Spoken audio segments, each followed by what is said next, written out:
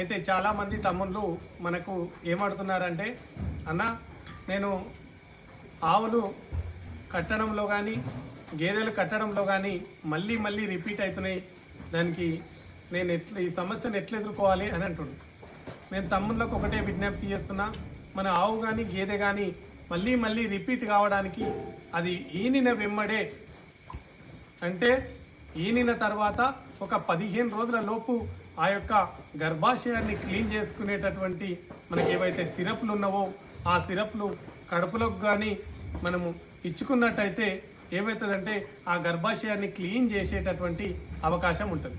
ఆ గర్భాశయం క్లీన్ చేయడం వల్ల మనకు వచ్చినటువంటి ఉపయోగం ఏంటంటే గేదె కానీ ఆవు కానీ సరైనటువంటి పాల దిగుబడి ఇవ్వడానికి అవకాశం ఉంటుంది.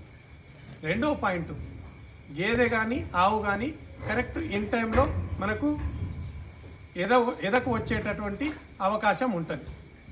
మూడో పాయింట్, ఎప్పుడైతే ఎద ఇంజెక్షన్ మనం ఒక బుల్ ద్వారా కానీ లేదంటే సెమన్ ద్వారా కానీ వేసుకున్న తర్వాత అది రిపీట్ కావడానికి చాలా తక్కువ అవకాశాలు ఉంటాయి.